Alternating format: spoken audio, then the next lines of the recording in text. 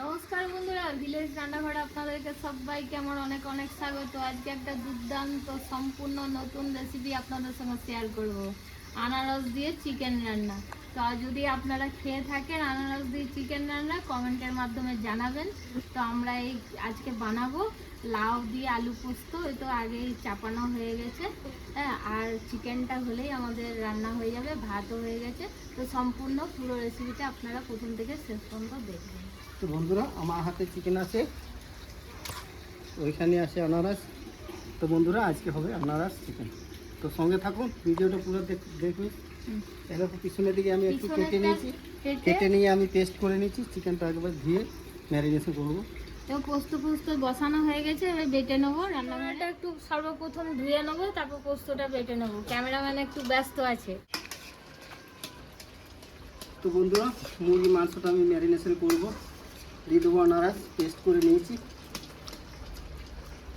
আজকে ক্যামেরাম্যান যা চিকেন হবে দারুণ, দুর্দান্ত দুর্দান্ত চিকেন আজকে। পরিমাণের মতো লবণ, আর একটু হলুদ দিয়ে, আর একটু লবণ দিয়ে দেবো। তো বন্ধুরা, আমি পোস্তটা দেখছি আলুগুলো প্রায় সেদ্ধ হয়ে এসছে, আর একটু জলটা মরে গেলে পোস্ত দিয়ে দেবো। ভালো করে মাখিয়ে নেবো হাতে করে।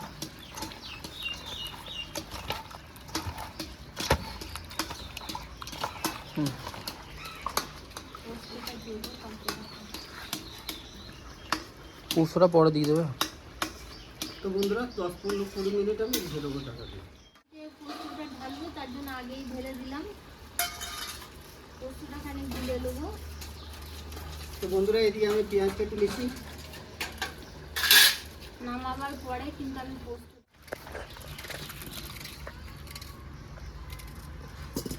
মাখিয়ে নেব।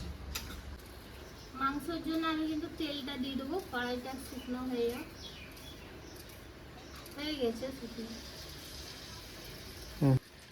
তেলটা ভালো করে গরম হয়নি, এর মধ্যেই আমি দিয়ে দিচ্ছি, নাহলে ফুটবে। ঠান্ডা তেলে দিয়ে দিলাম লং, এই এলাচ আর দারচিনি। ফুটে তো গরম তেলে দিলে, তার জন্য আমি তো বন্ধুরা, তেলটা আমার ভালো করে গরম হয়ে গেছে। এবারে পেঁয়াজগুলো দিয়ে দেবো কেটে রাখা।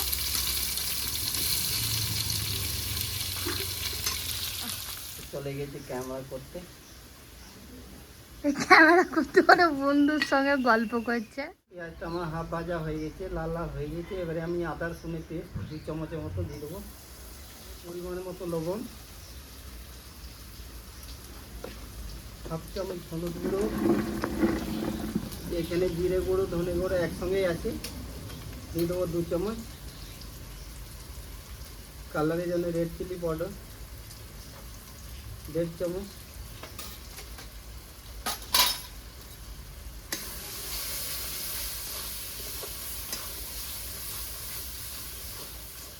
দারুণ গন্ধ বেরোচ্ছে।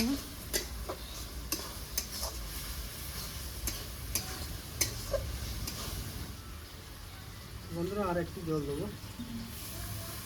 রেডি হয়ে গেছে। এবারে আমি দিয়ে দেবো ম্যারিনেশন করা মুরগি মাংস।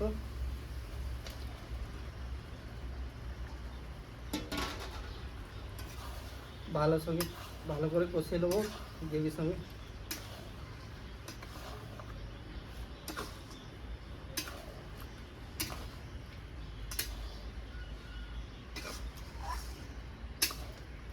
আজকে প্রথম আনারস চিকেন হচ্ছে, তো খেয়ে দেখবো বন্ধুরা কেমন হচ্ছে, তারপরে আপনাদের বলবো। তো বন্ধুরা, কষতে কষতে দেখুন কতটা জল ছেড়েছে।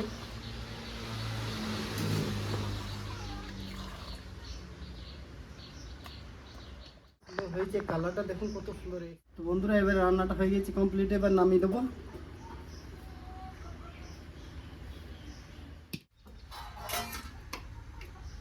আমার মা তোমাদের ভিডিও একটাও মিস করে না, প্রত্যেকটা ভিডিও দেখে। আমার বলে শেয়ার করে দিতে। তো বন্ধুরা, আজকে ভিলেজ রান্নাঘর জমজমাট। দুটো ভাইপো খাচ্ছে, ক্যামেরাম্যানও বসেছে, আপনাদের দাদা বসবে। আজ বিকাশও চলে এসেছে। হ্যাঁ, বিকাশকে আপনারা দেখতে পান ভিডিওই। সে আজকে ভিলেজ রান্নাঘরে খাচ্ছে প্রথম। হ্যাঁ, কেমন হয়েছে? আমরা বারবার করে বলছি সাবস্ক্রাইব, ভিডিও লাইক, শেয়ার করো। বাহ, কেন কাকিমা কাকু অনেক কষ্ট করে ভিডিও বানাচ্ছে, একদম একদম। ঠিক আছে? আপনারা বাড়িতে আইটেমগুলো রান্না করে দেখবেন, নিশ্চয়ই আপনাদের ভালো লাগবে।